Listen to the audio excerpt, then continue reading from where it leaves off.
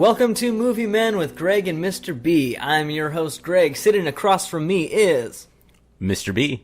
And how are you today, man? I'm pretty good. I had a kind of a rough day at work. I stepped on a nail. Oh. Yeah, but I'm alright. It didn't go through my whole foot or anything. It just made me bleed a little bit. How are you doing? Well, I didn't step on a nail, so better than you, I guess. Yeah. No, I'm pretty good, man. I'm pretty good. I had a really stressful work week. It's just like crazy news right now. You know, what's weird is that at my job we have this thing called the overtime list. And basically what that means is you can choose to do overtime or you can choose just to, work 8 hours or so a day. Right. And for the longest time, I was on the overtime list. And then I recently had gotten off of it. And it seems like ever since I got off of it, I've been doing more overtime. Interesting. It's very interesting. It's kind of backwards. That doesn't seem fair. It's not, so... Anyways, to move on, how was your week? It was pretty good, man. I thought a lot about movies, as I always have. What about you?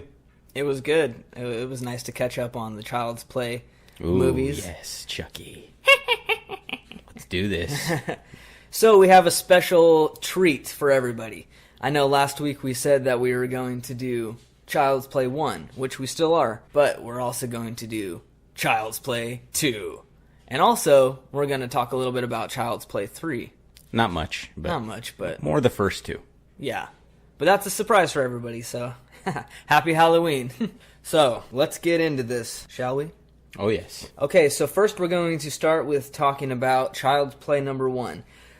This movie came out in 1988. Who directed this movie is Tom Holland, which is very weird. Whoa, that's weird. It was directed by Spider-Man, the teenage teenage Spider-Man? It was directed by the new Spider-Man. This movie came out before he directed... I don't know. He was directing from somebody's nutsack, I guess you could say. So there are two Tom Hollands. Yeah. That's weird. I guess it's not too surprising. It's probably a pretty popular name.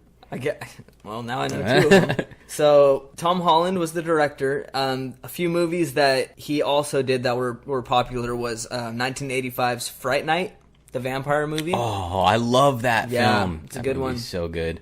He also did 1987's The Lost Boys. I actually have never seen that. I have not either.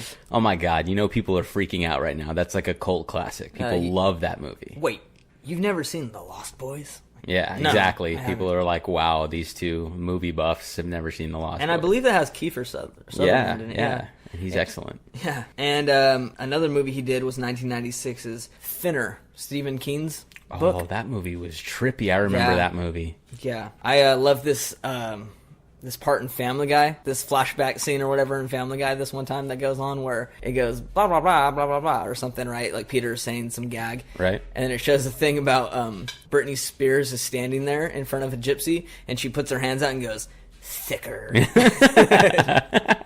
I just always love that part. And then half the people who I watched that episode with don't understand what that part means because they never seen it.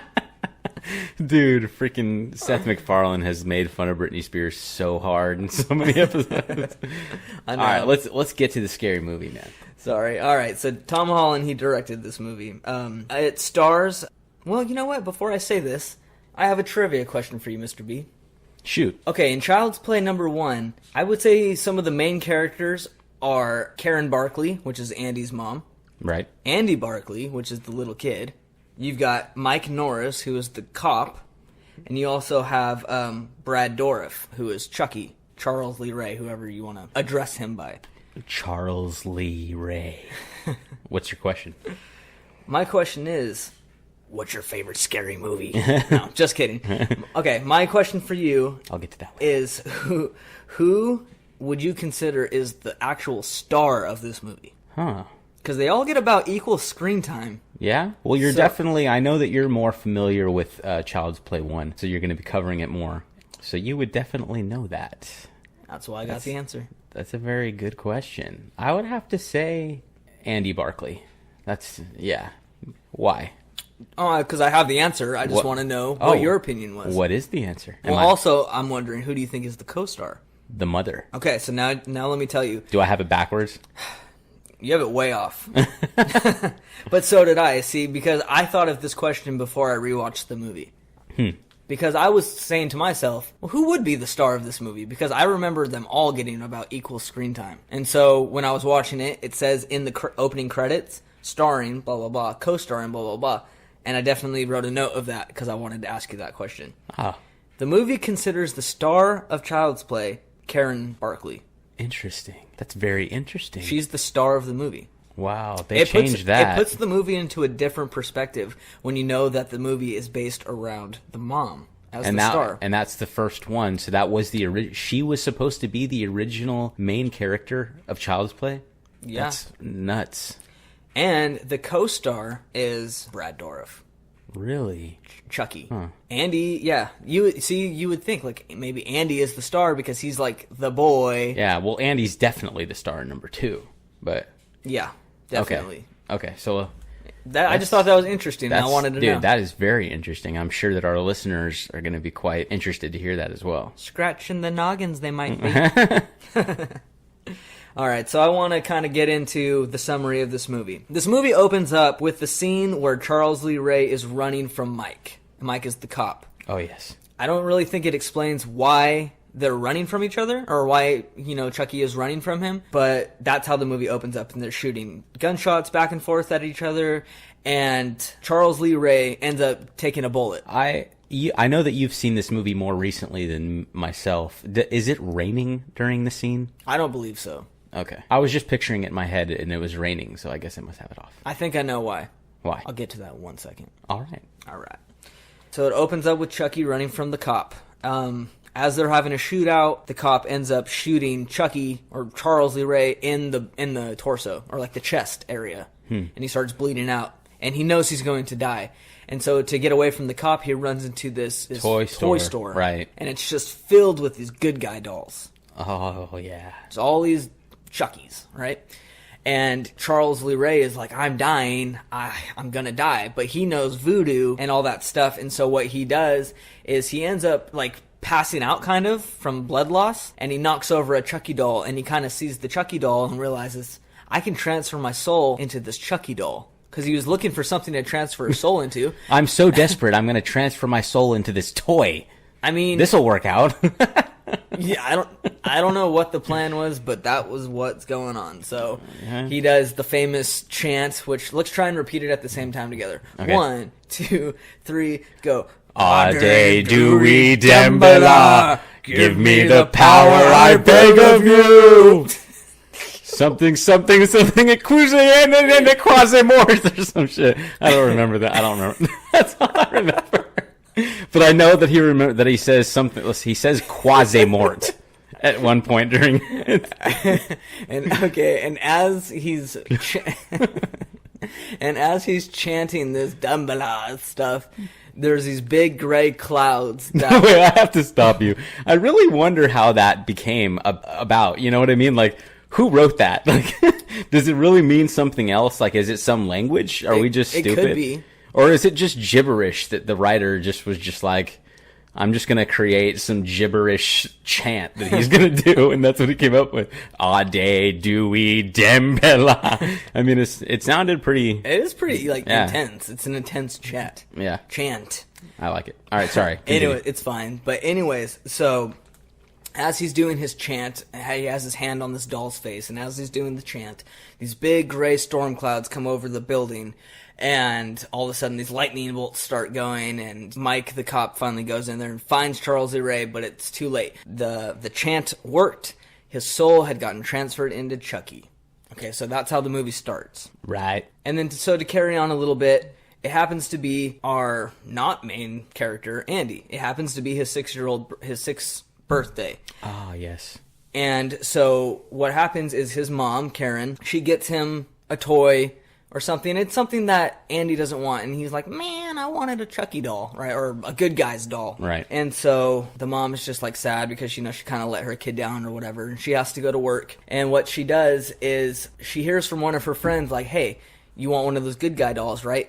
Follow me. And she goes down this alley and meets this peddler, and he basically, is just kind of like a hobo type of guy. And he's like, yeah, I got a good guy's doll. And she's like, please, I'll give you anything. Let me buy it. And so she buys the doll. So she finally is able to get one for her son. Okay. Let alone to find out this doll is the doll that Charles Lee Ray put his soul into. Oh, talk about bad luck. Talk about bad luck. To the max. So what happens is Andy ends up getting the doll. The mom comes home and gives him the doll, and he's like, Mom, oh Mom, I love you. You're the best, right? And then so what happens from there is Andy gets the doll, and, you know, just like your average little boy who gets his toy or doll or whatever, it's always by his side. It doesn't leave him. He's always holding it and running around. Right. So what happens is Andy's mom, Karen, has this jerk of a boss who's like, I have nobody to work. I need you to come in and work tonight. Do you like your job? And she's like, yeah. And he's like, well, then I guess you're working tonight. And she's like, okay, what about my son? He's like, you can go home, but then you have to come back. And so Karen's friend Maggie, she goes, you know what? Hey, just go to work. Go to Maggie. work. Maggie. Yes. Maggie. With the puffy 80s haircut. It's all puffy. And so what happens is Karen has to go to work. Maggie agrees to watch Andy. And so what happens, Andy's with Chucky. Chucky starts being a little bit of weirdness. They go to sleep. Chucky gets up and ends up killing Maggie.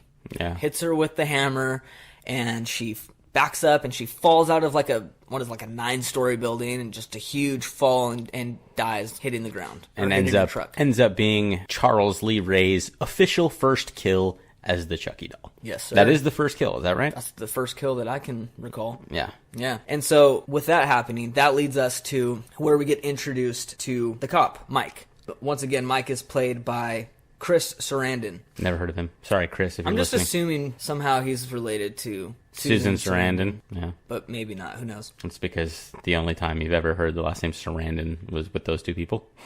It's the only time I've ever heard it. With those two people. So basically what happens is we meet Mike. He's the cop. You know, that's how we kind of get introduced to Mike, knowing who Karen is, knowing who Andy is, and knowing who the Chucky doll is. What ends up happening, just to kind of summarize the last half of the movie or so, what happens is Chucky needs to put his soul into Andy before it's too late and he starts becoming human. Because what happens is if he waits too long, he becomes human and he'll be stuck in the Chucky doll forever. And so he needs to put his soul into Andy. The thing is what happens is nobody believes Andy. You know, your typical nobody believes the kid that your doll is possessed and he's a strangler, the Lakeshore Strangler, you know. Right. No one believes him. And so Andy is just like, no one believes me, no one believes me. And eventually there's a scene where Mike the cop gets attacked by Chucky in his police car. Chucky tries to strangle him and stab him and stuff. And so now Mike believes. Karen believes. Andy believes. Now everybody knows that Chucky is alive. And so basically what happens after that is it's just a giant, you know, run from Chucky. He's trying to get Andy to put his soul into him, and they're trying to stop Chucky. And that's how the first movie pretty much plays out. I mean, you know, I gotta point out something about just a huge flaw in the first Child's Play, and the second, and the third, and all of the other ones. Couldn't you just pick up that little bastard by his hair and dangle him in front of you, and he can't do anything about it because he's a doll? He's pretty vicious. Yeah, but, I mean, he's a doll. You know what I mean? Like, vicious or not, he's a doll. Like a little kid. Yeah, just like as long as he doesn't have a giant knife, you could pretty much. I mean, be okay. let's think about this. If in reality, let's pretend that a doll came to life in your house, you'd pick it up and rip off its head. In reality, wouldn't you? I mean, Yeah, why I did would. no one ever do that? I don't get it. You know, they just pick him up and look him in the eyes and scream, and he stabs him in the chest with a knife or something. I don't know. I always thought that the aspect of Chucky was a little corny. Don't you? I mean, Well, okay. Let me play on your words right now, okay? So, in reality, if this were to happen, we would stop the doll by like just ripping its head off, or its hands, or something to where it can't hurt you. I would probably like rip its head off, and then its arm, and then its other arm, and then its legs, and then like drop it on the ground, and then like stop myself from having a heart attack and be like, what the hell just happened? Did that really just happen? And then call the police, and then probably be admitted into a psychiatric ward. But the point is, it's a doll. And it would make for a horrible movie if we played it your way.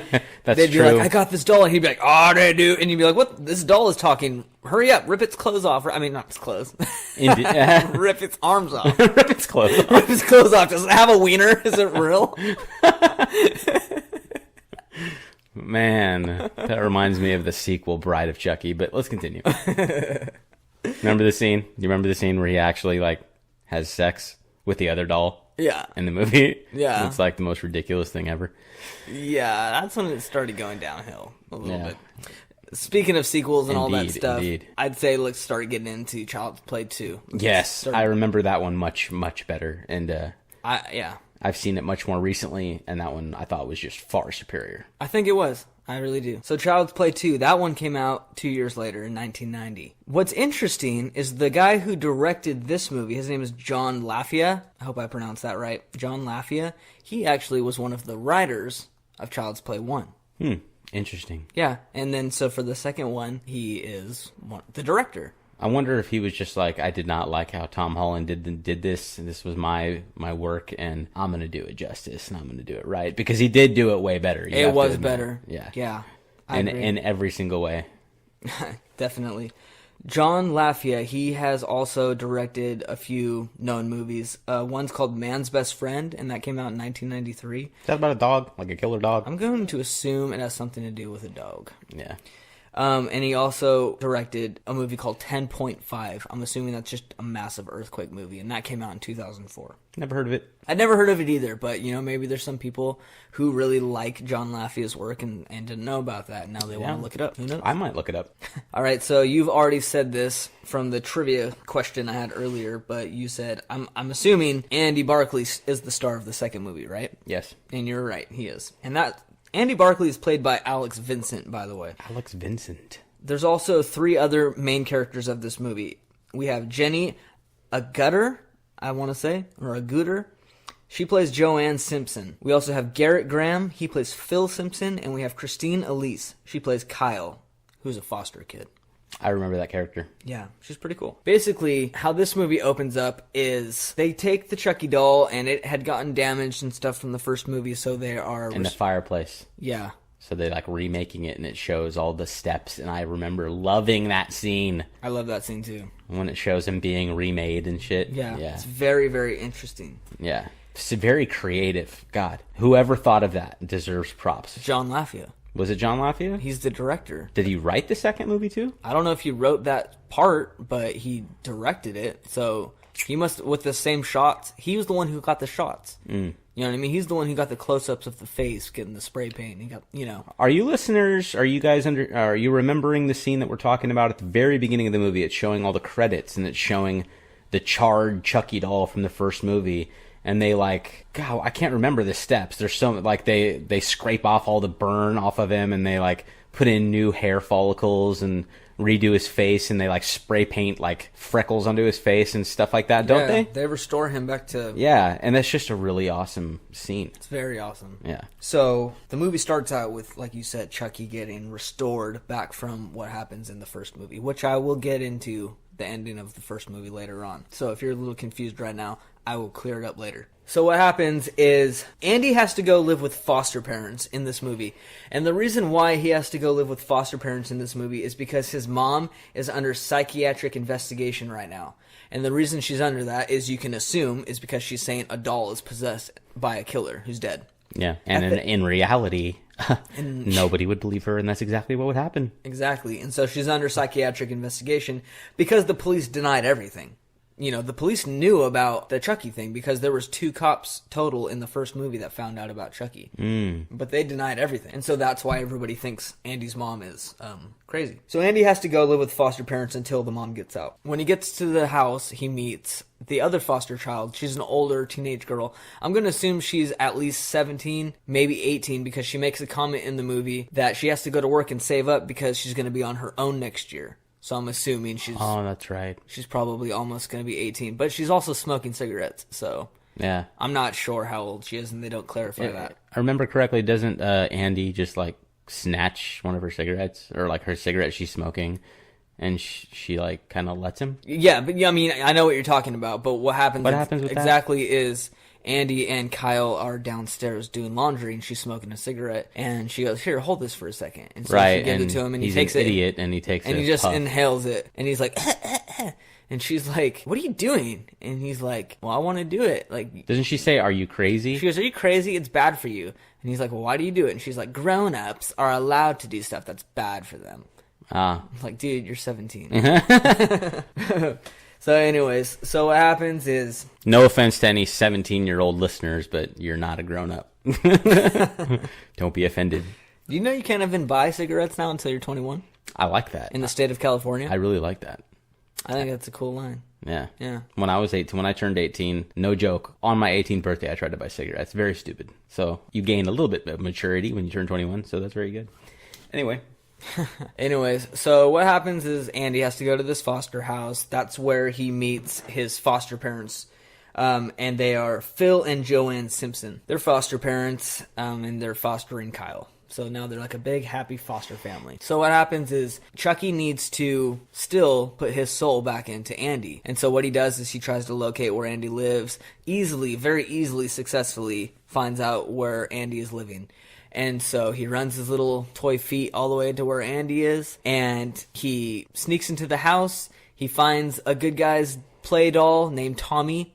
Yeah, that poor, innocent, actual doll. Yeah, there's an actual good guy's doll in the foster house. He murders that doll in a very comedic way. It's very funny. Yeah, Chucky gets kind of funny in this movie. If you wouldn't mind, I would like to explain the part where he kills the other doll.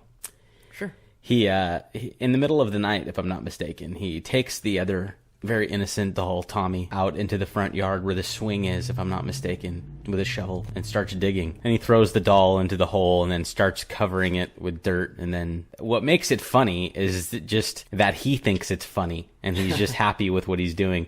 And if I'm not mistaken, one of his line is, "Eat dirt, Tommy." And then he starts his like crazy laugh. Brad Dourif, like freaking hats off to you, man. Your voice work in this movie was unbelievable. So good. Anyway, just so funny. Man, Chucky was just so funny sometimes. Oh yeah, definitely. So what happens is Chucky finds the house. He gets into the house, and there is a good guy's doll already in the house. So what Chucky does is he takes that doll, and like Mr. B said, he takes that doll and he brings it into the backyard. He beats the holy heck out of it. It's the front yard. It's the backyard. Is it? Yeah. Are you positive? Pretty positive. Pretty sure it's the... I don't remember. Just trust me on this one. Gotcha. I watched the movie at like midnight last night.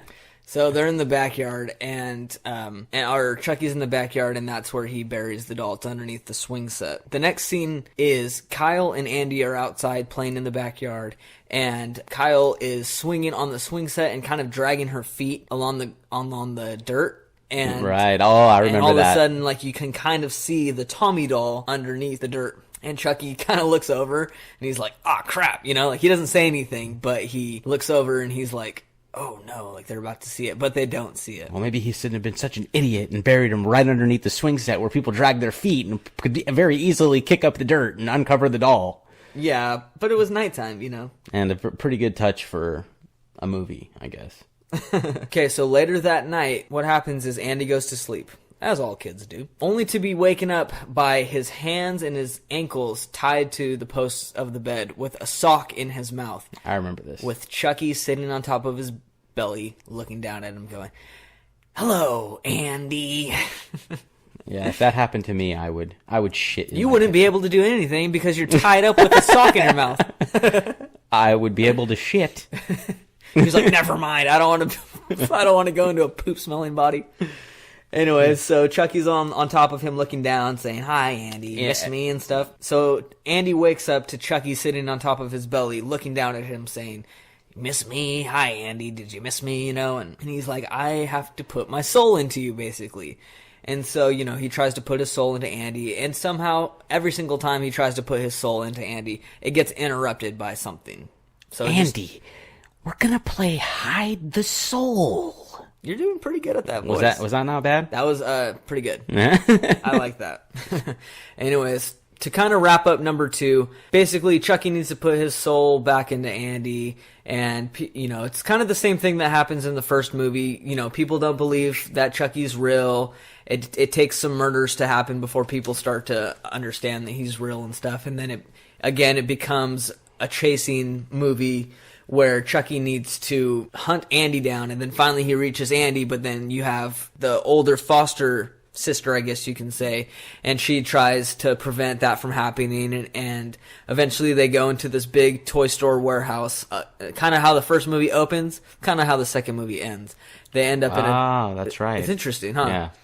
And they end up in this giant good guys. It's called Play Pals, but good guy dolls. Yeah. In this giant toy store, and there's a lot of craziness that happens in that machinery place. Yeah, that scene is I remember that scene. There's a lot of crazy stuff that happens in that end of that movie. Really graphic stuff too. Man, why did I see that when I was such a young child? Maybe that's why we're covering a movie podcast, because early ages influenced us. Yeah. And so, anyway, towards the end of the movie, they're in this toy store, and things start going down, and Chucky's like, I'm going to get you, and they're, running from him and everything, and eventually, they need to defeat Chucky, and they defeat Chucky, and so that's the end of the movie, and that's kind of how that's wrapped up. I'm going to get a lot more into detail when I start talking about some of our favorite scenes from the trilogy, so, Mr. B, I'm going to let you take it away and just kind of summarize number 3. I don't want to spend too much time on number 3 because I really feel that the child that played Andy Barclay in the first 2 movies, I feel like that he deserves the attention as far as we really want to cover classic Halloween or scary movies around the Halloween season. And I don't feel that Child's Play 3 was a classic like the first 2. Do you? No, it just made the trilogy complete, and it was a really good movie, but it wasn't the one in number 2. Yeah, and it kind of bothered me that they didn't use the kid again, and they could have. But anyway, they went for the different story. I'm going to go ahead and get into the third movie real quick. The third movie was directed by Jack Bender, and it came out in 1991, only a year later. Isn't that right? Yeah. So maybe that's why, because they specifically wrote a different story, and they wanted an older Andy Barclay. That's weird, though, because the movie comes out a year after the second one comes out, but Andy is 10 years older in this movie? I think back then, I don't think people cared about that.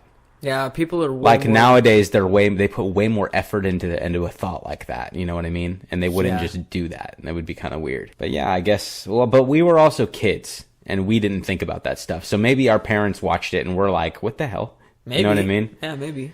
So anyway, directed by Jack Bender, came out in 1991. And the main character that plays Andy Barclay in Child's Play number 3, his name is Justin Whalen. He did a pretty decent job, honestly. But his character was really just monotone and boring. He was the most boring character in the whole movie. You know what I mean? Yeah. The guy that really stole the show was the guy that played Shelton. And his character is Travis Fine. Remember his drill sergeant guy? Yeah, I remember. The guy that played his drill sergeant. He was all up in his face. He was really mean. He stole that whole movie. I'm sure that people that are familiar with Child's Play 3 are listening and agree with that. You have to agree with me. That guy just stole the movie. Anyway, his name is Travis Fine. He played the character Shelton. And Andy Barclay had a love interest in this movie also. Her character's name was De Silva, played by Perry Reeves. And the only other movie that I can think of that she's been in is Old School. And she plays Will Ferrell's wife in that movie that leaves him. Remember that woman? Yeah. She's really pretty. Mm-hmm. But yeah, that was the character De Silva. And in this movie, at first, they start out the same. At the beginning of the third movie, they do the same thing. They do the whole remaking Chucky. And it's really cool, just like it was in the beginning of the second movie. But just the way that he is killed at the end of the second movie, he's covered with acid. Really awesome scene. And then at the beginning of the third movie, they show him being remade, and just really cool. And so Charles Lee Ray escapes from I think it shows him actually escape from the place that they remade him at the beginning of the third movie. And he sneaks his way into one of the bigwig guys at that company's house and kills him. And he's got toys all over his really nice condo. He's a really rich, elderly man. And Chucky kills him and looks onto his computer and finds out where Andy Barclay is and learns that he is enrolled into a military camp. Mm-hmm. which was a pretty cool idea. And so Chucky somehow makes it there. I mean, who knows how? And they don't explain how. But anyway, he makes it there, and he kind of soon realizes that Andy is too old, and he can't really gain control over him very easily. He tries, but it doesn't work out. And then he meets another kid. He meets Tyler, played by Jeremy Silvers, and then decides to put his soul into that kid. You know what's really interesting that I just remembered about that is that the kid, Jeremy Silvers, is African American, and Chucky actually has a racist moment in this movie. I remember he's talking to Andy Barclay when Andy first sees him in his dorm room, and Chucky's kind of making fun of the fact that he's gonna put his soul into an African American boy and says, Chucky's gonna be a bro. And he totally is just completely racist. Wow. And he said, I'm not exaggerating. I'm not getting that line wrong. He says that in the movie, I remember. And I remember thinking, even as a kid, like, this doesn't seem right. And now that I'm an adult, that's totally racist. Like, yeah, but at the same time, this movie came out in 91. Yeah. Stuff like that. I mean, if you even watch, like, sitcoms and stuff from the 90s, stuff is way more politically incorrect than it is now. Yeah. You know, so... I mean, that's true. People are much more delicate these days about those matters. But still, it's just not... it was not a necessary line. And it was a line that was meant to be funny. And this is a horror movie. It was just completely unnecessary, in my opinion. Yeah. But anyway, I'm going to move on. Brad Dourif, of course, returns as the voice of Chucky. Nobody else could do the voice of Chucky ever. I could. No, you can't.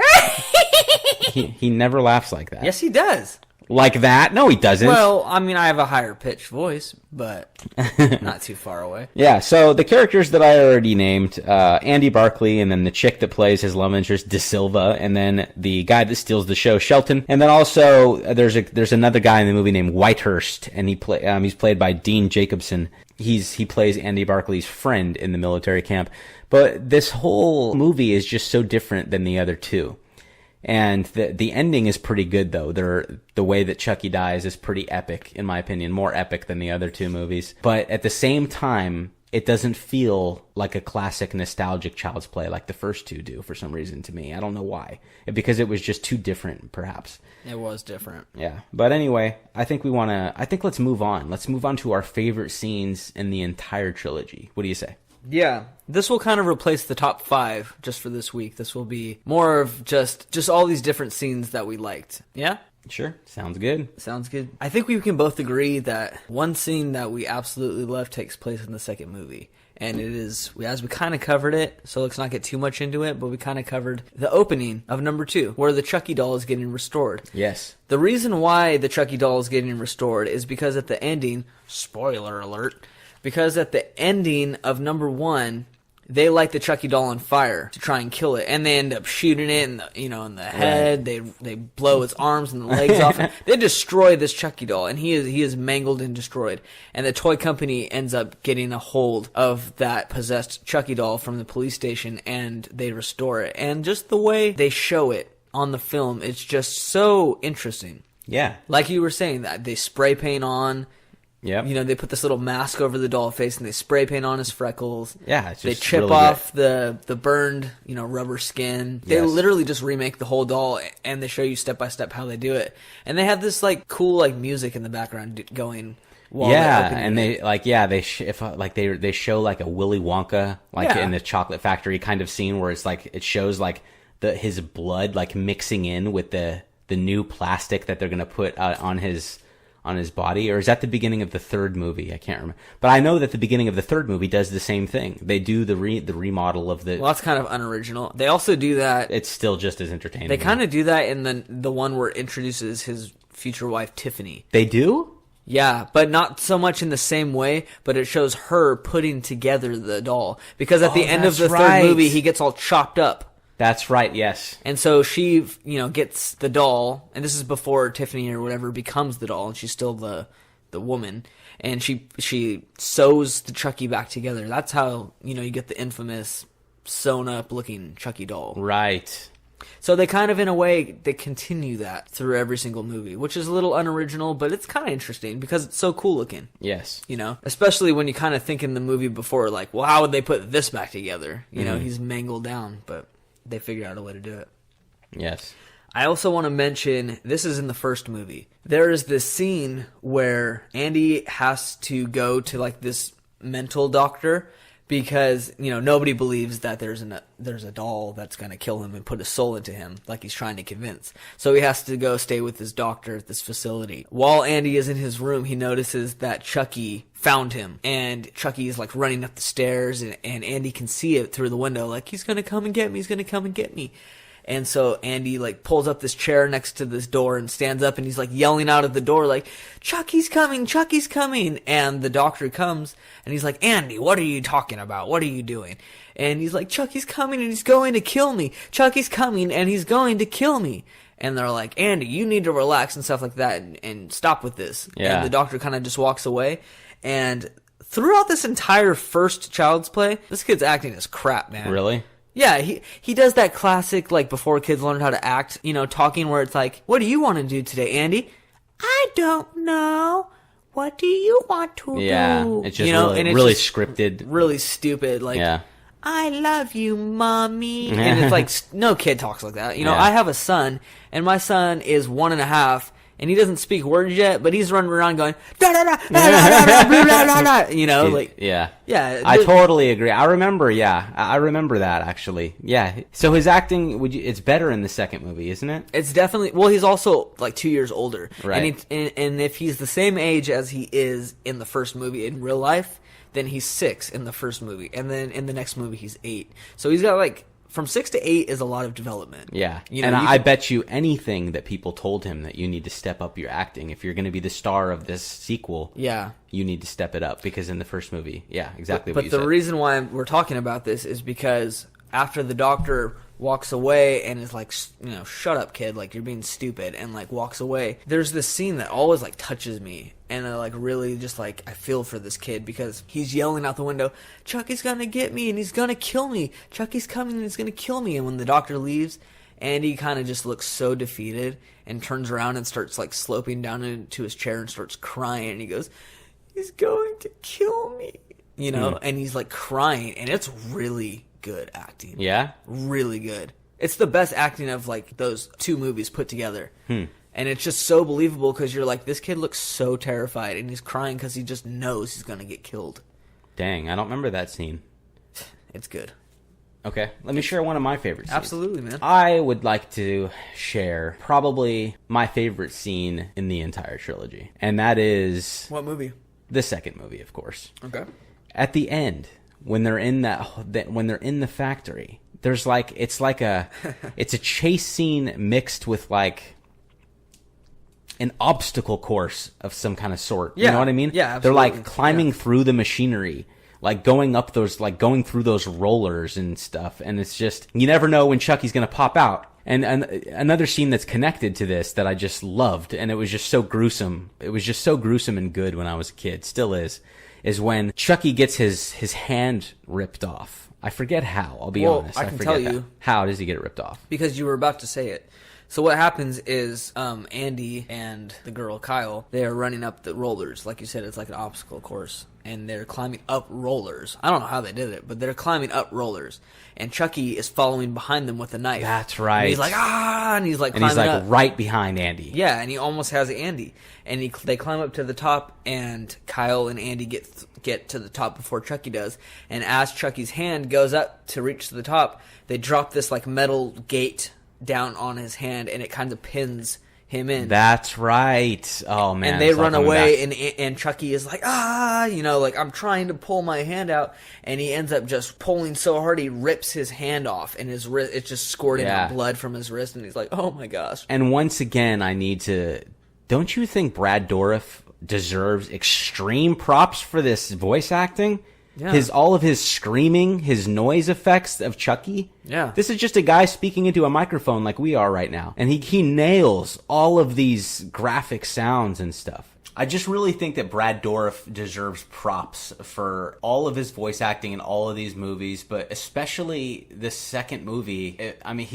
All of these graphic pain, like noises of pain. He's just a guy sitting in a studio speaking into a microphone. Yeah, and all of his screaming, it sounds perfect. It matches up with the doll perfectly, and his voice acting is excellent. And directly after that, the scene I was going to talk about is when he, for some reason, decides to he rips the handle off of a big knife and decides to extremely graphically, painfully shove the metal part of the bottom of the knife. He rips the handle off of the knife. And shoves it into his severed where wrist. His hand was. Yeah. Yeah, and he screams in pain. It's a little bit funny, honestly, if you think about it. But it's just, why would he do that? Why? Because the left hand's not good enough. But then, a few minutes later, it's not excruciatingly hurting anymore. Because and then he's running around again, and he's back. He's good to go, and he's using that as a knife. Yeah. I don't know. I just thought that was really gruesome and really unnecessary, but a really good scene. One of my favorite scenes. Without that scene, what would be the next most memorable scene of that movie? Because to be honest, when you think about number 2, you think about that scene. You think about when he stuffs the knife into his open wound, and yeah, woo, that's gross. Indeed. Let me talk about a scene. Okay, this takes place in the first movie. This is the scene where Karen realizes that Chucky is alive and that Andy is not crazy and lying. Because what happens is Andy is taken away and Karen, his mom, is back at their house with just the Chucky doll by themselves. And the Chucky doll is laying on the coffee table, and Karen, she's just upset because her son got taken away. And she goes over and she tries to clean the house a little bit, and she picks up the good guy's box that Chucky came in. She picks it up, and as she picks it up, the batteries fall out of the box onto the ground. And it's just this moment oh my gosh, wait, these are the batteries that are supposed to be in Chucky. How has he been talking and going, hi, I'm Chucky, want to play? Yeah. This whole time without batteries. And everybody, the whole audience realizes at that moment the same thing that Karen realizes. And she's like, oh crap. And so what she does is she goes over and she picks up the Chucky doll. And she picks it up slowly, and it's very intense and quiet. And she opens the back, and there's no batteries in there. And at the moment that she opens the back and realizes that, the Chucky doll head turns around and he goes, hi, wanna play, blah, blah, blah. And she drops the doll, and the doll falls on the ground and rolls underneath the couch. Right. And she gets all freaked out and scared, which also kind of leads me into my next scene real quick. And it's when she finally grabs the Chucky doll, and it's still, smiling and all that, and she picks it up, and she's like, talk, damn you, talk! Say something. And he's not saying anything, and she goes, you know what? And she goes over to the fireplace and turns on the gas, and then she takes a match, and she lights it, and she throws it in the fireplace, and there's a giant big gas fire in the fireplace now, and she's standing, and she's holding it with the doll with 2 hands staring at it, and she goes, if you don't talk, I'm going to throw you into this fire, so say something. And she's about to throw him in, and he goes, you stupid bitch, blah, blah. And he starts yelling at her, and he goes, ah! And he attacks her, and he bites her really, really hard on the arm, and she drops him, and he falls, and he rolls under the couch again, and gets away, and he runs away, and that's when he goes to go chase and find Andy. Man. But that scene, just from dropping the batteries, realizing there's no batteries in there, and then goes to throw him in the fire, and he's like, I am alive, There's no, I don't know, there's no bull crapping, you know what I mean? It's straight up, I'm alive now, you know it, and I attacked you, and now I'm going to go get your son. I just love that part, man. Yeah. Is there another scene that you really like from one of the 3 movies? And also in the second movie, that was my favorite one, and that's the scene with Mrs. Kettlewell, played by Beth Grant. And she ends up alone with Chucky in the classroom after she sends Andy to detention because she thinks that he wrote some, I don't really want to say the words just in case there's kids listening, but he writes curse words on a piece of paper, and it's actually Chucky that does that. But the teacher, of course, thinks that Andy did it because Chucky writes it on Andy's paper. And so she gets really upset with Andy and say, do you think this is funny? And he's like, I didn't do that. And she sends Chucky him to did. Yeah. And she sends him to detention, and Chucky's hiding in the closet, if I'm not mistaken. And she when Chucky pops out of the closet, she's laying on the floor, and he's got a ruler in his hand, and he says, quote unquote, you've been a very bad girl, Mrs. Kettlewell. And then he snaps the ruler into his hand, and she's just terrified. And then it shows him like slowly walking towards her with this like extremely sinister, but in my opinion, kind of hilarious grin on his face. Like, I'm gonna just murder the shit out of you, woman. And it's just, and he does with a ruler. And it's just, I'm sorry. I'll be perfectly honest. These movies were creepy when I was a kid, but now that when I think about it, they're more cheesy to me. But I really liked that scene. And when I was a kid, it creeped me out. I just thought that it was a great scene. Yeah. So do you want to share one more before we get into our movie news and other things? To be honest, no. Okay. I think we covered all the scenes that I wanted to talk about at least. Cool. So that kind of wraps up the trilogy of Child's Play, but I do want to just comment on the trilogy. Let's disregard all those pieces of crap that came out after the trilogy. Oh, yeah, I agree. Those are just ridiculous. Even the new one, Curse of Chucky, which you can see on Netflix right now, that movie had potential to be really good, and it was lame. I have to honestly disagree with you. I didn't think it was excellent, but I thought that it returned to the scary roots. It was actually meant to be scary. Right. And it kind Chucky of was okay. Chucky was good. Yeah. Everybody else in the movie. There's a scene where, and anybody who's seen this might know what I'm talking about. There's a scene real quick where they're in the garage, and Chucky like hits this guy who's in a wheelchair, and he does like a double backflip in the air. Like a Scooby-Doo thing. Like, woo, woo, woo, woo! You know? And I don't recall that. it's ridiculously unrealistic, and that's why I don't like that movie. Okay. But anyways, I just wanted to mention on the Child's Play sequels and trilogy is that this movie, I believe, sparked all the influences for any type of like doll possession movie or any type of like toy that was possessed that came to life and killed anybody. I think this movie, it's extremely outdated now, to be honest, if you look back on it. But I think it influenced a lot of people to go into a different direction of horror. Because before this, honestly, I can't recall any movies where dolls and stuff were possessed. Yeah. The only one that I can even think of, the other one is Annabelle, right? Can you think of another one?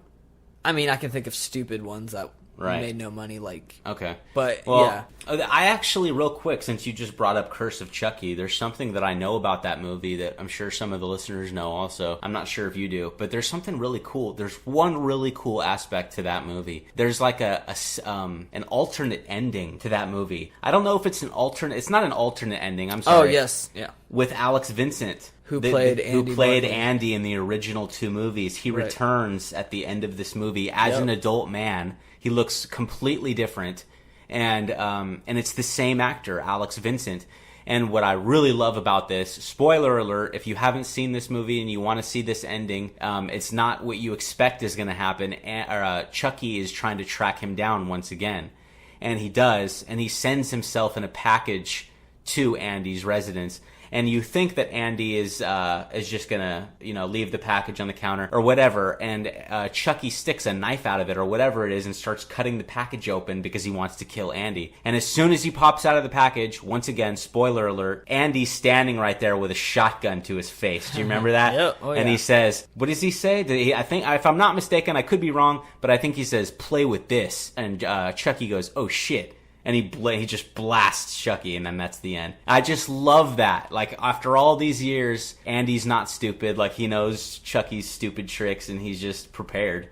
You know what I mean? I loved that so much that they put that in, that Alex Vincent agreed to do that scene. It was great. Well, I'm pretty sure this has no connection at all. But in the second movie, there's a scene where Andy is talking to Kyle, and he goes, "No matter where I go, Chucky's gonna find me." Yeah. And I don't think there's a connection, but, that's true. foreshadowing in a way. It's true. He found him when he was a freaking 30-year-old, probably adult guy. And he expected it, and it shows it, and it's just like, you think for a second, like, oh man, is Chucky finally gonna kill Andy Barkley? No. And then, no. Tables turned. Andy's like, dude, I'm an adult man, you're dead. Like, are you kidding me right now? But anyway, I want to move into a little bit of movie news. Greg, you want to go first? I would really, really, really love to go first. Let's hear it. Because I was watching movie trailers with my wife, and she goes, "Oh, hey, babe, look at this." And I saw a preview for John Wick 2. Oh, yes. Coming out in 2017. I saw the same one. I don't know if anybody has seen John Wick 1, but It's that badass. movie is so tight. Keanu Reeves is back Oh my god. So good. Yes. And it's a movie. There's a little bit of story, and it's a pretty decent story, but there is a crap ton of fighting, and there's a crap ton of guns getting shot up. It's just mindless action, and it's awesome. And the preview for John Wick 2 just, again, looks like mindless shooting and fighting, but I can't wait to freaking see it. Yeah, but the story was excellent, though. In the first one was really good, yeah. With his dog and everything. And I cannot wait. I'm right there with you. And one thing I think, what I got out of the preview was that Lawrence Fishburne is the bad guy of this movie. That's what I think I saw. Morpheus and Neo are in the same movie again. What? Many, many, many years later. Maybe I didn't see this trailer. It's a movie trailer? Yeah. I didn't see this Go one. look it up, I man. would remember that. Go look it up. Oh, I will. And I also wanted to mention that the number 3 trailer for Rogue One came out over the week. I did see that and for sure. I don't want to say one thing about it because I don't want to ruin it for anybody who's listening. Because there was a movie that I really wanted to see, and I wanted to know nothing about it before I saw it. Yeah. And I went in and I enjoyed the movie way more not knowing anything about this movie. That's very, very kind of you. So I don't want to say even one thing, but if you're interested in seeing it, just YouTube it, and there's 3 preview trailers out for it now, and there's a 3rd one that just came out. Yes. What's your movie news, Mr. B? My movie news is completely unrelated. I have always been and am a giant fan of Jurassic Park. I love Jurassic Park 1, 2. I thought the 3rd movie was complete crap. I loved Jurassic World. I love Jurassic World so much. I liked it more than the original movie. And there's the movie news that I want to share is about Jurassic World 2. Really? Yes. And it's coming out, they say, in summer of 2018, but who knows? It could very easily be pushed back or pushed forward. Pushed forward would be really cool, but probably pushed back, honestly. It's a very ambitious project they're working on. But the director of the first Jurassic World, his name is Colin Trevorrow, which, just a little trivia fact for everybody, he's actually going to be the director of Star Wars Episode 9. The director of Jurassic World is going to be the director of Star Wars Episode 9. Really? Yes. And that will be very, very good. Not J.J. Abrams, huh? Is he going to have any part of it? Nope. J.J. Abrams is done. That's a darn shame, though. And so Jurassic World 2. What I wanted to share is that Colin Trevorrow is not directing this one. He actually had the opportunity, he had the option to do it, but decided not to, and he wanted to let J.A. Bayona, if I'm not mistaken, he's going to be the new director. And Bayona is an up-and-coming director. I think he's very good. I think he's going to do a fantastic job. But what he wrote recently in a blog online about Jurassic World 2 is this, and I was just very interested and I can't wait. He said Jurassic World 2 is going to be much darker and scarier. Good. And yes, I love Jurassic World. Like I said, I thought that it was great. There's not really anything I would change about it, really, other than make it scarier and darker. I love it when movies want to go that direction. And I just am super excited about Jurassic World 2, especially if they follow through with that. I really think that's a great plan. Well, that's good, because I did not like Jurassic World. You did not? No. Well, possible that we'll do the Jurassic Park trilogy and the Jurassic World. We'll review that and we'll talk about those movies in the future. But really quickly, before we're going to share what we're going to do for our next week's video. Yeah. But before I do that, I want to remind everybody that if you are into spooky, if you like dark, if you like scary, I have a YouTube channel. It's called Being Scared. I would really appreciate it if you stop by. I narrate scary stories. Some of them are true. Some of them I wrote myself. Some of them I found somewhere else on the internet. But they're all scary, and I'm very passionate about horror movies, horror stories, anything that has to do with scary stuff. So if that's your kind of thing, like it is mine, please stop by. Once again, it's called Being Scared. And Greg, you want to take it? Let's hear about what we're going to do next week. Sure. By the way, I have instantly subscribed to Being Scared. I think it's a fantastic channel. Thank you. Not just saying that because you're my co-host, but I really, really enjoy it. Whenever I can, I try to listen to it. And I'm very passionate about my YouTube channel. Yeah, it's pretty good. It's pretty intense. So in my YouTube channel, all of my stories, there is no moments of comedy like in this podcast when we're just kind of having a good old time and we share our thoughts. I'm sticking to a script and a story, and it's always very serious and dark and scary. scary. Yeah, but anyway, very Greg, let's hear about what we're going to do next week. Okay, we're very excited for next week. Next week, it's going to be the weekend before Halloween. Yes. And so I told you guys last week what we're going to do next week is going to be covering The Walking Dead, Season 7, Episode 1, Who Dies. I'm just going to go into briefly about that episode. I'm not really going to spend too much time on it. I'm just going to give you my thoughts about what had happened in that episode. But for the movies part of it, what we're going to do is Mr. B and I are going to each pick our number one favorite scary movie, which we will surprise you guys with next week. And I'm going to give about probably my top 3 favorite scenes of my favorite scary movie and a summary of it. And Mr. B is going to give his top 3 and then a summary of his scary movie. And we're going to just discuss that and have a good time doing that. And then the week after will be a Monday night on Halloween. And I'm not going to tell you what we're going to do. You're going to find out next week. Yes. But it's going to be very, very fun. But I'm sure that if you're creative and and somewhat intelligent, you can probably maybe figure out which movie we're going to talk about that night. Yeah, probably. If not, then tune in and you'll find out. We're very excited about this. I'm very excited to let you guys know what my favorite scary movie is of all time, and so is Greg. Oh, yeah. I can't wait. I think that does it for our show tonight. Yeah. So if you want to get a hold of us and reach us, you can email us at lowercase g_PETRALI@yahoo.com, and that's lowercase g_Petrali @yahoo.com. Anything you want to say? Please go to my YouTube channel, check out my scary stories. And subscribe. Subscribe to my YouTube channel, and please subscribe to our podcast. You really do not want to miss what's next. Have a good week, everybody.